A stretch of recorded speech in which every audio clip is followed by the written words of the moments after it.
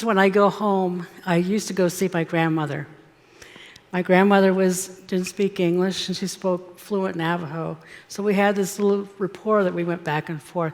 Once in a while, I'd go in there, and her nose would be running, and I'd say, Shima, you sick? She'd go, no, and then she would just laugh. And so, times would pass, and then one time I went back home, and I saw her. And she was just kind of laying there, and I finally said, Shima, you sick? And then she just kind of put her head like this, and she said she don't know. So she laid down, and then she fell asleep. Well, 6 months later, she passed away in August 2003 of cancer. She was a vibrant woman. She was a woman of just utmost vitality. She had humor. She laughed. Even though we did not have the rapport of being able to talk the same language, we had this connection. As I said, she was subsistence to this land. She had a corral of goats and sheep. She grew her own vegetables, and she grew her own things to make sure that she was living a good life. But within Navajo Nation is a very dry and arid place, lacking of water. So when we had water for the rains, we would celebrate. We'd have this amazing celebration of ceremony. So we'd have medicine men sing, and we'd have a joyous occasion. But one of the important facts of this is that we didn't see the unseen sources that were not, we didn't see these sources. And these were basically contaminants: cellium, copper, radon, and the list continues. So initially, at this point, this is the reason why I'm here to say, is that the place that I love so immensely has these contaminants, and the contaminants are from the mining and from the uranium that we mined. The demographics for Navajo Nation, we have about 174,000 tribal members within the boundaries, and this spans over Arizona to 3 states, 3 states, Arizona, Utah, New Mexico. But the interesting fact about this is that 70% of the people that are located within the confines of these boundaries is either underemployed or unemployed. But the most interesting fact, and I think is a very sad fact, is that 40% of my people do not have running water, do not have clean running water in their homes. So during the 1940s, in order to support the war effort for World War II, uranium was mined. Lots of places within Arizona, New Mexico, and all across the country, but it's mainly within this area. One of the things that came about, we have places that we need to have these places refined. So one of the things that came about was it was located in Tuba City, Arizona. This is a very small community. This is where my father is from. But one of the recollections I had gathered from a family member is her being relocated to this particular mine at a very young age. And what was very interesting, she had told me, she had never spoke about this, and she's about my age. She says it's very difficult to listen to understand why she was there and the problems that it brought.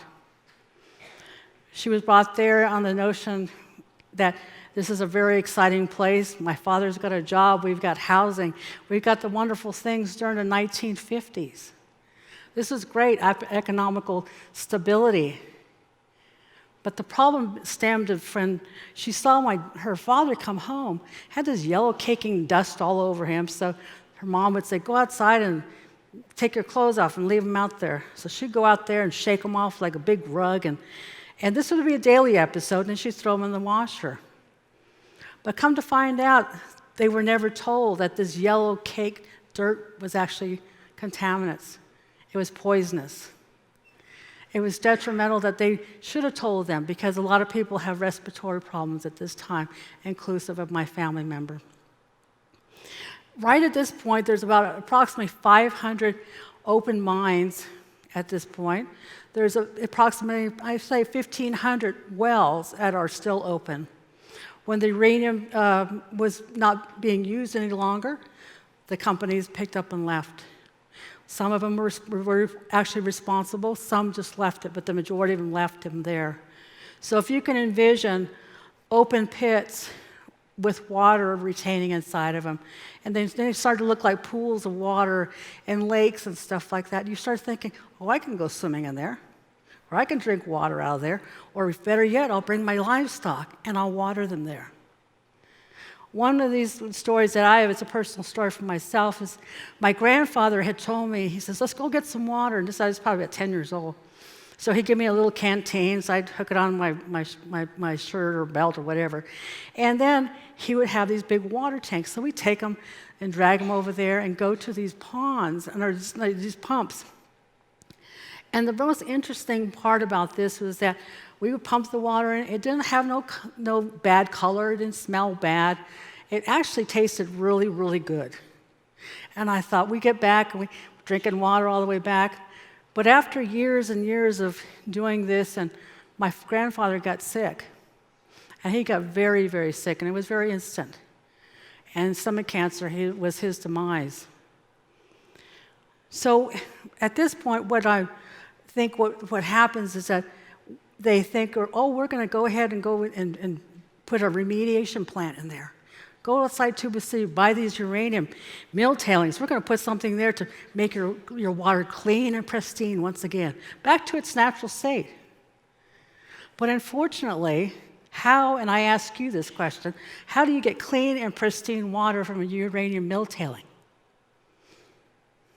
That's what I said. I don't know. So what I want you to do at this time, and I want you to imagine, I'm not sure if anybody who's from the country or such, imagine a water, not a water, like a water pump outside, and also a water trough. And what I'm going to do is go through the areas of what I say that the people that of my region goes through of getting water. In the western region, now we'll skip back to let's go not the western, let's go to the eastern region. We'll get you back to the water pump. The eastern region, with this water pump, one of my aunties, she still uses this. Some of my family members still use this. It's outside the home. It's built still right outside, and it's open to animals and everybody else. But because she has no indoor plumbing, this is her only water source. Now let's go back to the water trough I told you to envision. Now this is open to animals and human consumption. The problem being is that you have a big water trough, you have a spigot coming out and water coming out, and I have family members who still use that as their main water source. But the most disturbing part of this is that during my research, I found out that since this is not attached to a home, that the utility company within Navajo Nation does not regulate this water. So unless you have indoor plumbing, which is they got a little meter on it, and they have clean water, the stuff that my family members are using are not regulated. So digging a little further, I found out there was a report they did within the general area. And the disturbing part is that they have this very nice report that comes out, and it basically tells you of the inorganic contaminants. It talks about the contaminants. Now, I'll tell you, we're still in the eastern region of Navajo Nation. Within this, you have the inorganic chemicals of arsenic, mercury was in there, and barium. Now, these are inorganic contaminants, and they're kind of above level, but not very bad. So they basically are from runoffs. They say they're from landmines. They're from orchards. And what's kind of wondering is like, well, none of this is around where we live. It's just vast lands that you see up here. So that's kind of a disturbing fact on that matter. So all the water that my family is drinking has these contaminants. They're not regulated. So we don't know what other gems of amazement's in this water. Now I'm going to take you back to the western area of Navajo Nation. This is the area where the mining is done. And they have indoor plumbing, and one of my cousins gave me the water report for that. A very disturbing fact is it did have more contaminants. The US EPA said it was above level for contaminants, and it had a whole barrage of things, but one thing stuck out was thallium. And thallium, when you have it in small portions, they said it goes into changing your blood chemistry, you lose your hair. There's other things that go along with it. But for a long period of time, if you're exposed to this, what happens? You have liver and kidney damage. Such a shame because this is regulated. So you have all of these factors, you have all of these things, and I leave it to you to think about these and matters. But also, too, I think about the diseases. So I'm going to give you a couple of things that was a combination of within Western and Eastern Navajo. We have internal cancers. We have respiratory problems, asthma, and emphysema. And I'll tell you a little story about these next two. They're about crops with funguses. One of the farmers I went to go see, he said, oh, you have to see this, the water rushes along the side. He's got his crops of corn and melons and squash here. He says, look over here on the other side of the wash. All the vegetation is brown. It looks like it's burnt. I didn't know what he was talking about, but this went on for a couple of miles down. He didn't know why that was happening, but he told me, look at my crops here. They have little nodules of fungus and little things stuck on them. And we couldn't figure it out. I asked him where he got his water from. He says, that wash, because it's close. Now, if you look at the top of this hill, that's where the uranium mill tailing is. So all that runoff of water is coming down, going into the ravine, going down this creek, and this man is getting his vegetables water because of this. Now remember, they are still subsistence to this land.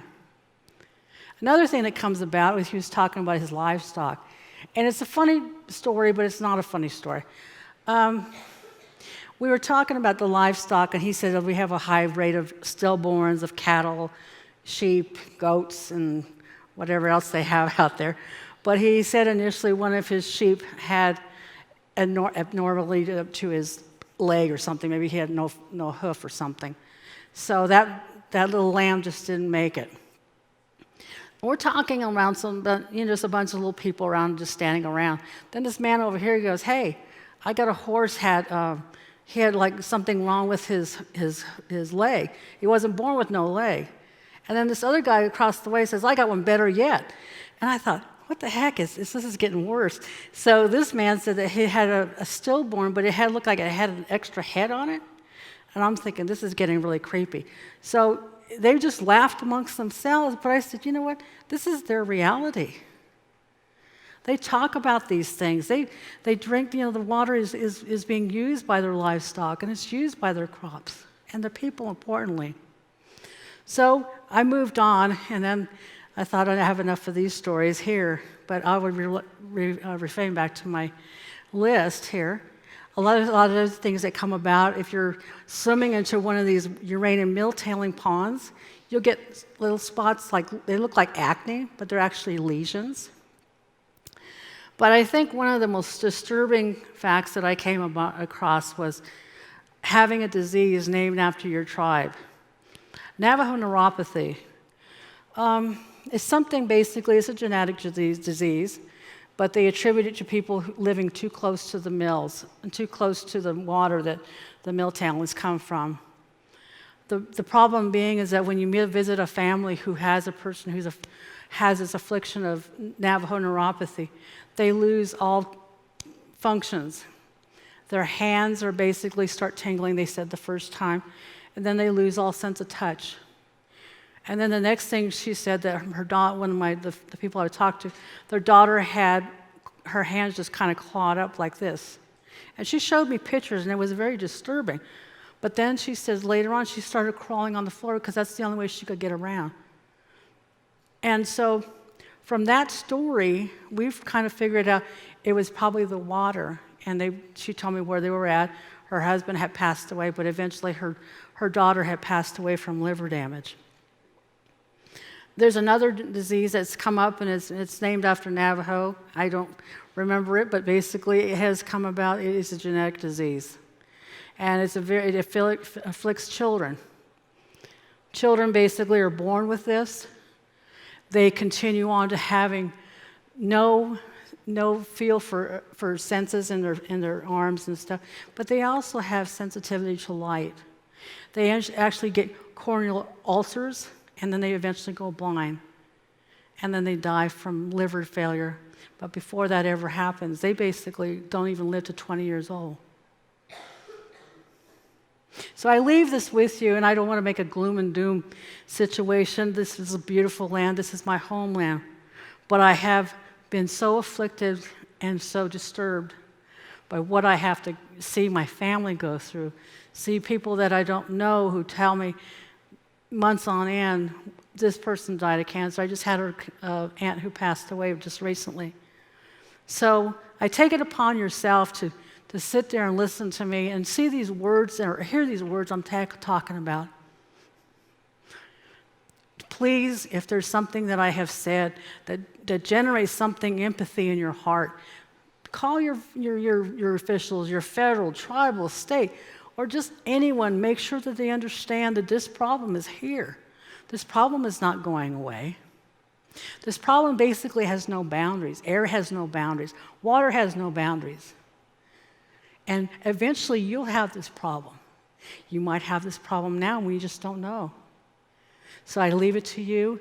I thank you very much for allowing me to be here. I'm very humbled, and I thank you. Yeah.